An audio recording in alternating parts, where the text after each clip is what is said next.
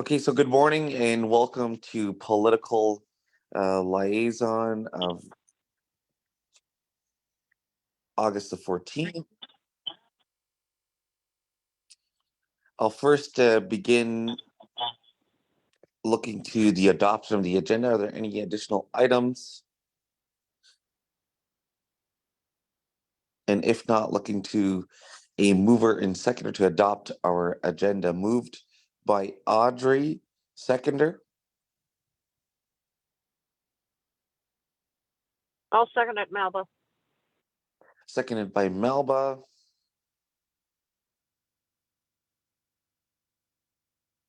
All in favor? Any opposed? Seeing or hearing none, motion is carried. Just for the record, I know we do have Councillor Helen Miller, who is on vacation all this week. So she has sent her regrets. And as well as I know Hazel and I have to step out for another prep session for around 10:30. So I will need assistance if we're not complete by then. The next item then is we have 0 delegations or presentations. So that's the adoption of the political liaison minutes of July 24th.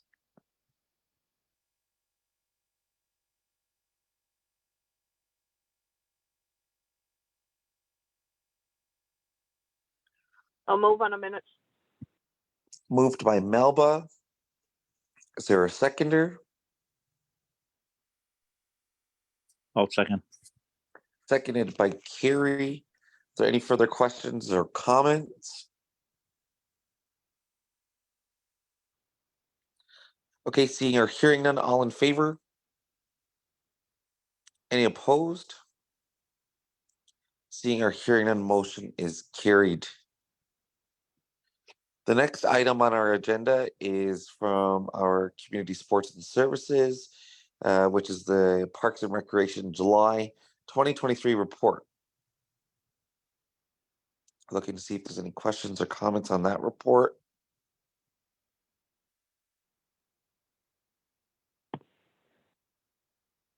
And if there are no questions or comments, looking to a mover and seconder to accept the July 23 report. Moved by Audrey, seconder. I'll second it, Melba. Seconded by Melba. Are there any further questions or comments?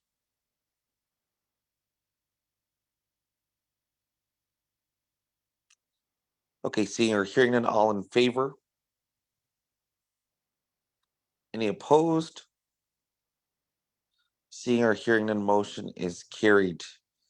The next we have under scheduling, there's 2 recommendations. The first one is in relation to attend the rally. This is a follow-up, which is being organized by the Chiefs of Ontario on Wednesday, September 20th.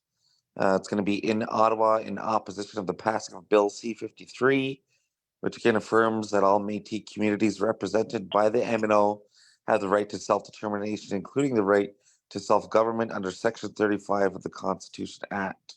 So as you know, we've been doing and supporting the opposition of the work through the Chiefs of Ontario on this Métis matter. So I'm looking for additional councillors to attend with myself to Ottawa during that. I know the day before the 19th, it's a prep session, so that would be the travel day in the morning with the prep session in the afternoon before the 20th. So looking to see if there's any interest from councillors who is interested and available. Sherilyn?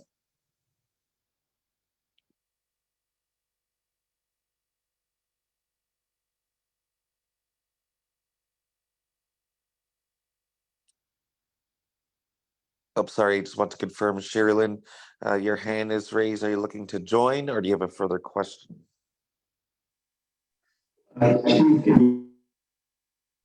No, you can't hear you. Can you hear? No, we're getting some feedback on your end. Okay. Now can you? Now can you Sorry. hear us, Chief? Yes, we can. Okay. So all four of us are interested in going. I had to go on my iPad so you could hear us. Okay, so that's Sherilyn, Nathan, Michelle, as well as Greg, Yes. and myself. Is anyone else interested? Hazel?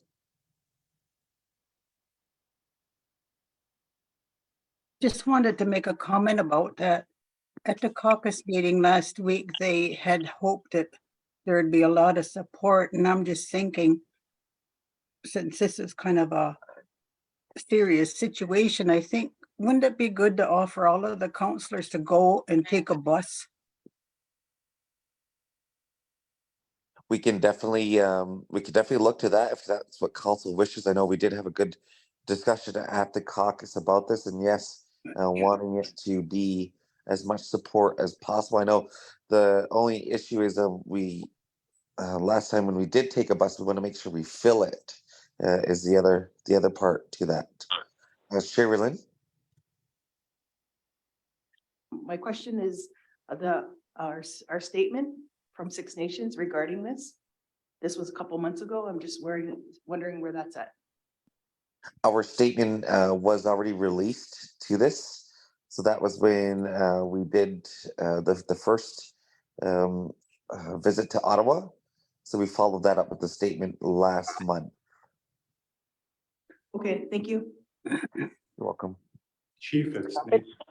Sure, Nathan? Yeah, thanks. So I just wanted to provide an update that the assertion committee, I think it's at Chiefs of Ontario, they sent me an invite request, and I didn't know why, but it's all in regards to the Métis, the M&O issue. So they have, I think, bi-weekly meetings where they're doing all the planning around this, and it's all like very specific to a court case happening in Waban. So I have all the information. I'm just putting it down on a briefing note, and I hope to have that out to you guys tomorrow, just so you know what's going on regionally. And at the last meeting, they opened it up nationally, so they have national groups there as well. So like I said, I'll provide that written update as soon as I get some. I just got to verify some of the links coming in on the court cases. Okay, perfect. Thank you for that, Nathan. And maybe what we could do then is for now, at least look to the resolution on the scheduling, the recommendation with all those interested.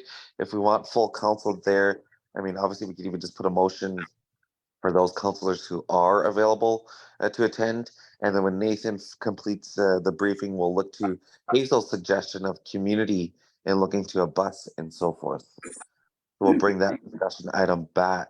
But in the meantime, we can look to pass the resolution on the attendees for today. So just, I guess one clarification point is, do we want to just put, full council, including myself, to see who's available? Mhm. Mark, it's Melba. Hi, Melba. Hi, could I say, that's a good idea, and I think maybe if each counselor could invite a community member so we can possibly at least try to fill the bus. And of course, community should be involved. Totally agree. Okay, so let's deal with the issue now, or the recommendation now under scheduling, and we'll put full council to attend this session. Again, if you're not available, that's still okay, but I still want to make sure that our numbers are there. In the meantime, we'll bring back the all of the logistics for a bus for community to join in on this matter as well. So with that being said, I'll look to a mover and seconder to allow for the recommendation to include full council to attend the September 20th rally in Ottawa. Is there a I'll mover move, to that Mark. effect? I'll move, Mark.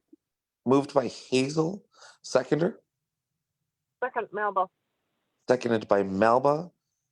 Are there any further questions or comments? Again, we'll bring back the discussion point on the bus as well as to Nathan's point on his briefing. Okay, seeing or hearing no further questions or comments, all in favor? Favor. Any opposed? Seeing or hearing none, motion is carried. The next recommendation under scheduling is to approve Councillor Sherry Lynn to attend the HCU and Ontario Chiefs Committee on Health. It's an in-person meeting held in October 3rd and 4th, tentatively in Sault Ste. Marie. Looking to move her and second her to that effect. Moved I'll by move, Audrey, Melba. seconded I'll by second. Melba. Are there any further questions or comments?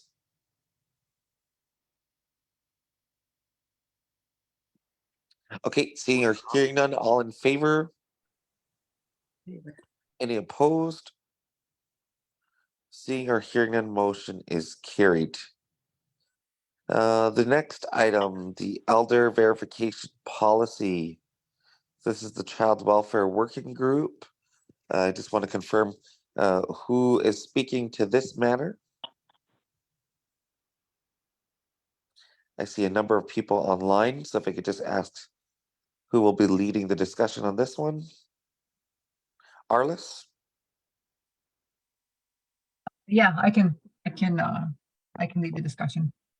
Okay, perfect. I'll pass the floor over to yourself, and then we'll look to further questions, comments at the decision. Over to you. Good morning, Arliss. Good morning. Thanks, everyone. As you know, we were present at council and about the Child and Family Services Act review that's being undertaken. One of the most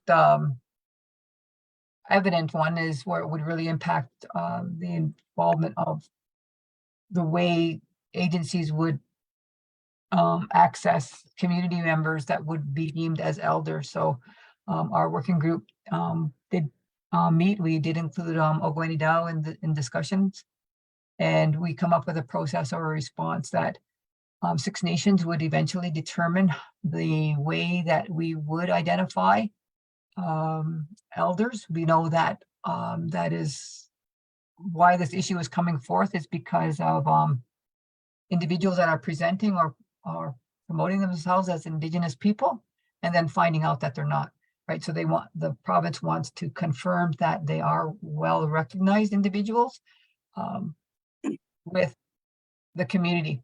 But we don't want to have a list of individuals that we would consider elders, because we want to have families that would identify their own matriarch or patriarch as their person that they would go to seek support from through cultural or strengthening some of their involvement with culture and traditions. So the resolution or this topic speaks to that, and then in a response that we would provide back to the province would be just that Six Nations would identify our own process for identifying who would be that recognized as that elder. I don't have the resolution right there. Do you have it, Chief? The recommendation? Yes, so the recommendation reads, whereas Six Nations of the Grand River Elected Council has passed a resolution to pursue the best path forward for the children and families of Six Nations community, and whereas the Child Welfare Working Group has identified new regulations in force July 1st, 2023 that impact Six Nations, therefore be it resolved that the Six Nations of the Grand River authorize and direct the Child Welfare Working Group to create a Six Nations of the Grand River Elder Verification Policy and Protocol to be approved, and further be it further resolved that the Six Nations Elder Verification Policy and Protocol, once approved, be forwarded to the Ministry of Children, Community and Social Services for their information. So that's what the resolution reads, Arliss. Yeah, thank you. Okay, and thanks for giving us that overview. Looking to open the floor up for further questions or comments first, beginning with Audrey. Thanks, Mark. Arliss, I'd like to know what their role would be. Like when you go and find your elder in your family, what are they expected to do for the community? It would be for representing the involvement with the family. If the family wanted to do, there's two pieces of it, right? The family that would reach out and identify that they would want cultural supports, maybe naming ceremonies and that type of thing. But the other piece of it is that if an agency wanted to do some training, some cultural training with their staff or their foster parents, for example, that they would come to the agency, and the agency through Karen would identify that back to the band rep or the First Nations to say, okay, here's what's needed. And this is the information that would be provided from Six Nations to the cultural competencies for educational purposes and involvement too. Yes. I see a follow-up. Yes. Yep. So what kind of training are you giving them? So that they're across the board, people know the process of getting a name and the other ceremonies and all the things that you're talking about. Yeah, that's where it would be fluid. Like, we don't want to pin ourselves into a box and say, here's our process, because every family is going to be different. And working with our community members and those individuals through various, whether they need it, that specific, you keep changing your space on the screen here, Audrey. So, so that process would be fluid, right? So that, and gives us that flexibility to be able to say, here's what the response is for the, whether it's the agency that needs a teaching, or they want to know what the process is for naming ceremonies and connecting with individuals. So it would be very fluid to be able to create individual paths for support for the families. Okay, thanks. Sorry, I just, before I go to Greg, Audrey. Yep, Audrey. Yeah, what I'm asking, Arliss, is there are naming ceremonies, there are processes to do it. So I'm asking if you or your group are going to be sharing that so that everybody's saying the same thing, unless there's many different ways of having a naming ceremony. And that is just an example. Yep. That's my question. Well, sometimes each longhouse, right, has a process on how they do naming ceremonies. And so that's where it would be individualized for the family. And once we did the history of where they belonged, then we would connect them with the clan mother or the person that provides the names for them. So that would be like the standard, I guess, a process to say, okay, first would be to identify what their clan and nation is, to see where they would fall into. I don't think we would go to the point of stepping outside of that process to say, okay, Six Nations is going to develop their own naming process. That isn't what our intention is. It's to use the resources that we already have and our culture on how names are provided, if in that example. Is there a follow-up if I could, Chief? Sure, then we'll head over to Greg. Okay. The concern I have with that is that Indian Affairs has assigned people to wrong clans and wrong I guess families. So, and that goes back for generations and generations. So how are you going to go and straighten that out? Because that is a huge job to do. And how do you know that it's going to be correct? If you went back another generation, it may change. So it's huge. Yeah. Okay, now for your comments and further questions, Audrey, over to you, Greg.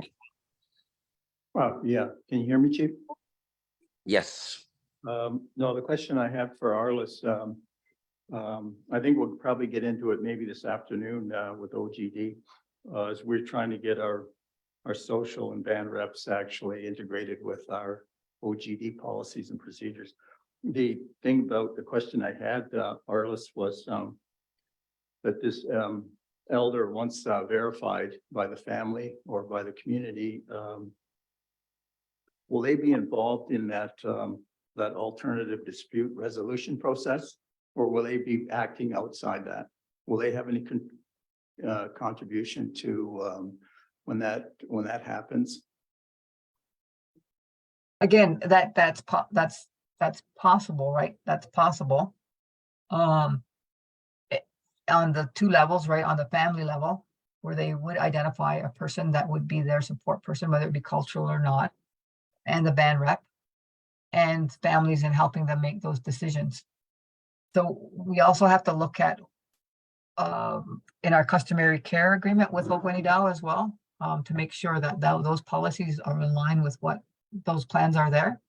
But this policy is what the ministry wants to do to assure that individuals that are coming forth are acknowledged by the First Nations. Because right now, anybody could step forward and say, I'm an elder from Six Nations, from Haudenosaunee, and I can provide this education. We want to take that authority and say, no, it's up to Six Nations to decide who that elder is. And we don't want to have a list of individuals who are named as our elders, because it could be different. It could be anybody that's there to support that person. So it might be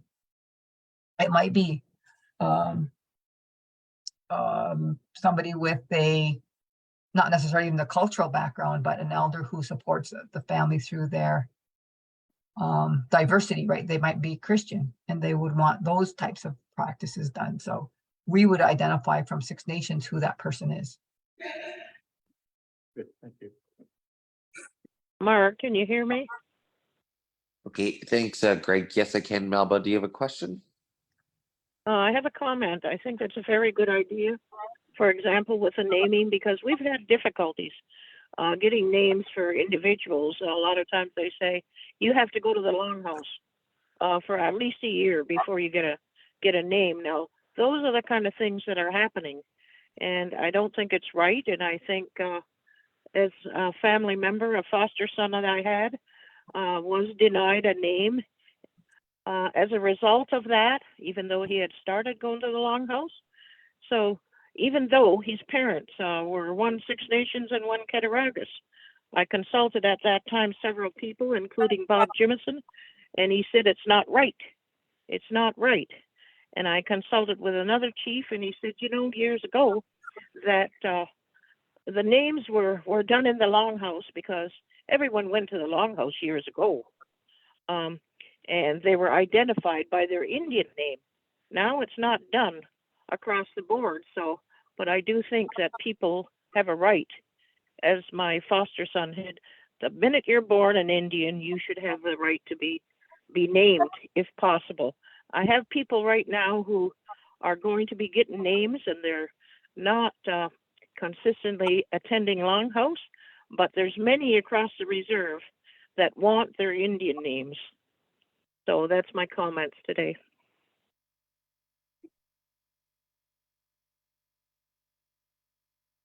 Okay, thank you, Nella, for that. Melba, are there any further questions or comments to the resolution? Mark, it's Hazel. Sure, Hazel.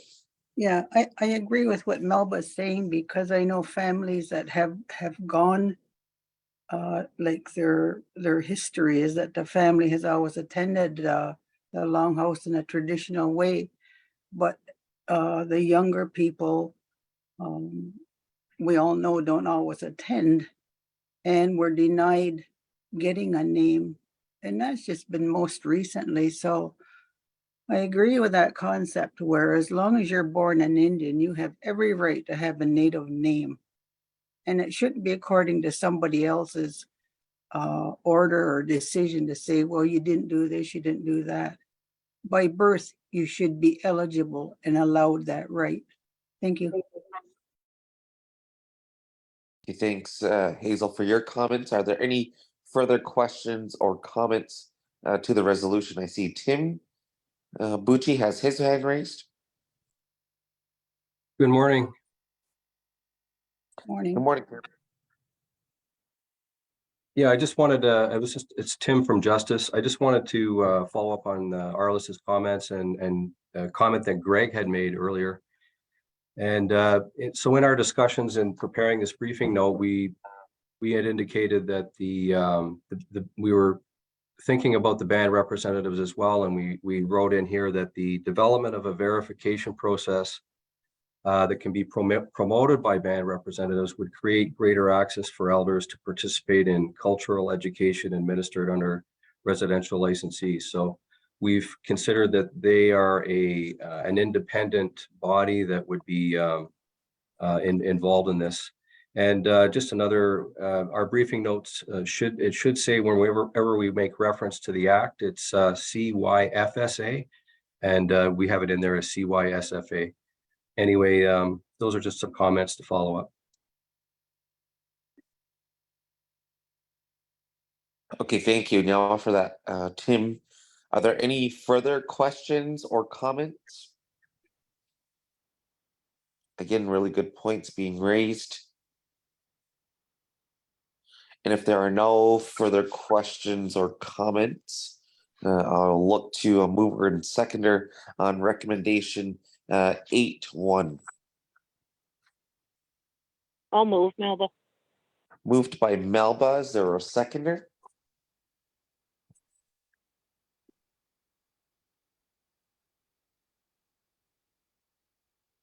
I'll second Hazel. Seconded by Hazel. Thank you, ladies. Are there any further questions or comments? Okay, seeing or hearing none, all in favor? Favor. Any opposed? Seeing or hearing none, motion is carried. Motion, oh, sorry, one opposed. Motion is still carried.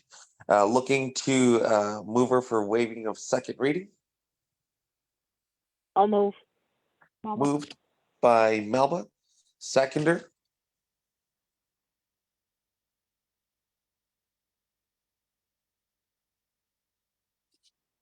Second call for a seconder on waiving second reading. Second Hazel. Seconded by Hazel. All in favor? Any opposed? One opposed. Motion is carried. Okay, thank you. Now, Arliss, is there any last or final comments on this? So I see next steps will be obviously forwarded on to the ministry. Yes, and then we'll begin, along with our other work that we're doing, begin the process of, setting those steps in place. And we hear, the importance of having our children receive names. So we will also take that and look at how we can implement that process. Okay, thank you, Nyawa Arliss. Yeah, thank you. Okay, Council, we're going to continue moving along here. The next one is just, I know we'll have submitted those who attended any meetings. I know Nathan spoke to earlier on the assertion piece. I was glad to attend last week with Greg, as well as Hazel and Melba and myself at the Iroquois Caucus. Again, a really good meeting in Ganawage with our other Iroquois communities. Very well attended. A number of issues discussed there, and really, it was nice to see us get more focused on, because we know the struggles we have is that there's so many issues happening within our communities, but we obviously have the similarities within those issues. But the challenge is prioritizing and having a more focused approach so that we can continue to look to see on the progress of each of these issues. So it was really nice to go through some of the items that really have, the challenge in the past of the caucus has always been everyone putting on so many items and having good discussion at the caucus, but then when we leave there'd be minimal follow-up. So it was good. It was a really good meeting. Again, it touched on a number of issues, from hunting and harvesting to the Métis to housing. The list goes on, as well as even to the UNDRIP plan, and looking to next steps on those pieces. as well as the planning of the session in Ottawa.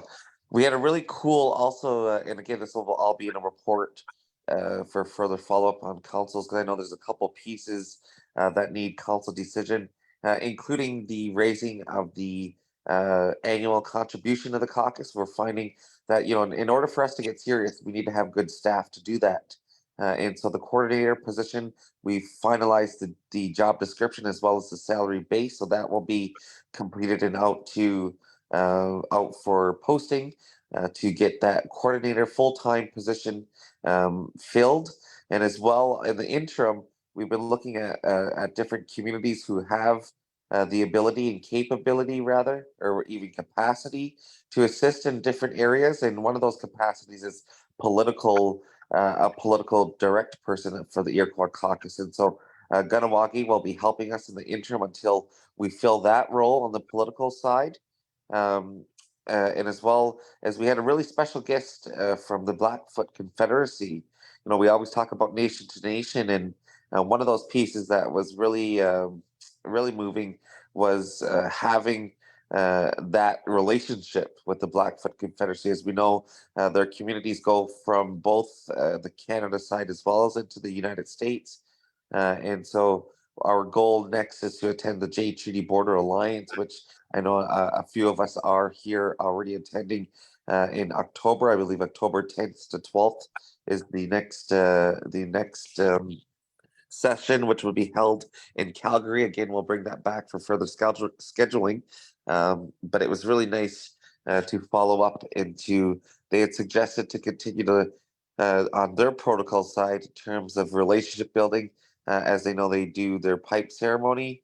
And so that is something that's going to be scheduled at the next J Treaty Border Alliance, as they are now part of that alliance group as well. So I know that was a really quick update, but just nonetheless, we wanted to say Nyawatu Ganawage and Chief Gusanahawi Sky Deer for hosting us. Again, it was a really well attended meeting, and the goal really is revitalizing that table, and you can definitely see the strength there. So this will be in a full report. I also just wanted to touch base. It was another good meeting we had with leader of the New Democratic Party, Jagmeet Singh. Councillor Greg and I had the opportunity to meet with him on a number of issues, primarily highlighting the excise tax issue and what we've been exploring and discussing in the next steps for this community. And again, that will be in a further follow-up session. So that's just a little bit of the meetings attended just since last week. And I'll look to Greg for any additional comments. Yeah, thanks, Chief. Yeah, your points were well brought up for concerning the Iroquois caucus. It was for me, it was quite informative. It was good to see that there's even small groups that have been set aside to take action and to come back with answers in a short period of time, which is, I thought was good and looks progressive. They also reviewed their situation in Ganawagi on gaming, which was for my sake was informative. But overall, I thought that the Iroquois caucus seems to be moving quicker, and maybe with the help of this coordinator, the new position, it'll help them move even faster in their decision process. So it was all good to hear. One other thing too, Chief, is one other meeting is that with the Jagmeet Singh meeting, I believe it was a little over a week ago, that you and Chris and myself attended in Toronto. I thought was a very good meeting in terms of forming an alliance with Minister Singh and all his, and also he had some also his staff was there too as well. So I thought that was a very good meeting, and he was actually quite sensitive to our issues with regards to our needs. And also you can too chime in and just give a brief overview of the excise tax position that we took. And he did seem to take copious notes. He seemed to be favorable and looking towards in any way that he can to help it move forward. You can probably fill the community in a little bit better on that, Chief. Thanks. Thanks, Neil, for that. Greg, yes, it was. And again, I think it's important, and we've discussed this at this table as well politically, is, we need to have we need to have a relationship with all parties, regardless of, who we, support. We don't support or endorse any party, but we need to maintain relationships. I think it's important with each of them. And one of those discussion points as well to Greg's comments is the excise tax. It was clear, we made it very clear to him that it's time to get creative in this country. We have this long list of needs. We brought up Gowanio School, for example, again, where we've had to revamp applications. We had to look at every other ways just to get denied yet again funding for that school. And so, in addition to those long list of needs, we included our infrastructure gap, the water lines, our roads, the lodge. The list goes on to the needs in this community, and we can't continue to be reliant and dependent on government funding. And so we made that message loud and clear that there's an opportunity to get creative here, and to look at the excise issue. As we know, one company pays a huge amount, 200 million plus, on an annual basis. And so one of those pieces that we made clear is that it's time to get creative, and we want to start to revert some of those dollars back so that we can start to check off this long list of community needs in a more timely manner. Sorry, Greg, is further comment? Yeah, Chief, and also we kind of brought him up to speed with our fiduciary land claim case.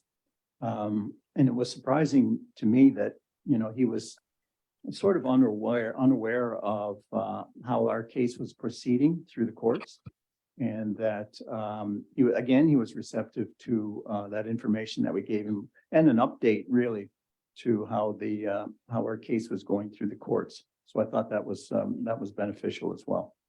Yes, really good point as well, Greg. Thanks for that addition. Mark, it's Can Hazel. I- Yeah, I'll open up the floor further, just really quickly, Hazel. I just wanted to also mention really fast, our next session, which you'll be getting reports on, is the attendance of AMO for everybody attending. I know we've been going back and forth on emails, and Christopher has provided the updates and the prep work for AMO. Again, the AMO stands for the Association of Municipalities of Ontario. And we make it very clear that we are not a municipality, but we do have an important message for municipalities within this province. And so our work there is lined up with a number of different political ministers and government officials. And so we will be prepping for that meeting upcoming week. Over to you, Hazel. Yeah, going back to the topic of the excise tax and the fact that Six Nations company does deliver a lot of funding to the government. And I guess I just wonder, the process that we're undertaking is by asking ministers about being allowed to keep that funding here, because the need here is greater than great. And I just wonder, would we suffer consequences if, because it's almost like they take so long to make a decision on anything, and the situations just continue on and on here? Like example, you mentioned Gowanio. School starting, here goes the kids back into the upstairs arena, same conditions that has been for the last 30 some years. Our roads, we know, are deteriorating. We need those fixed. The water situation. Would we be penalized, and by whom, if Six Nations decided to direct that funding for excise tax from that company into all of these streams that are begging for attention right now? Would we be in trouble? So Hazel, that's the next follow-up discussion with council, as well as Grand River Enterprises, as we know who the company is. But I Yeah. think it's more on the along the lines of the company side at this point, which is why we need to have that discussion. But I think also too, it's strategy. So I don't want to get too much into strategy because, like Yeah. we always say, it's not much of a strategy if everyone knows Oh, about yeah, it. that's right. Yeah. So I guess to answer your question, yes, we're working on that and what that looks like. But in the meantime, we'll strategize more as council so that we can really have, again, a big impact on that next step. Oh, good. That's good to hear. Thank you. Yep, you're welcome. Hmm. Are there any further questions or comments to any of the meetings attended, or does anybody have any other comments that they would like to? It's Melba.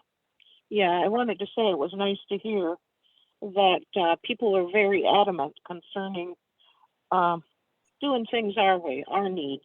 It was expressed that we really need to go with our own needs, and so we need to somehow put those things in action concerning funding. And we have the opportunity to certainly meet with ministers at the AMO. So I think that should be done. It should be back of our mind and in our voice when we meet with them, that we need our needs taken care of, not the government, not the funding sources. Yeah. That's my comments, what I understood from other First Nations. Thank you. Thank you, Nyawa, for that, Melba, and totally agree. And so, yes, to your point, we have a great opportunity to continue that message at AMO and so forth. Okay, councils, if there's no further questions or comments in relation to those, you'll see follow-up reports to those meetings. Again, really well attended Iroquois caucus. I'm really quite excited at that table. Another good meeting with another party leader, Jagmeet Singh, and we have many more meetings upcoming. I know we got a lot of prep sessions upcoming to these meetings, but the next one is the Association of Municipalities in Ontario. And again, of the message that we are not a municipality, and we send that message loud and clear to their forum. Mark, it's Hazel. Hi, Hazel. Yeah, I just wanted to make the comment too about the Iroquois caucus and how impressed I was with this strong leadership at the table there. And the topics that they're concerned about are the same topics that every First Nation are concerned about. And I'm already seeing and hoping that this Iroquois caucus, maybe more First Nations will want to join into it, but I see a strong leadership growing there, which is really good for all of those who are part and parcel of that caucus now. Thank you.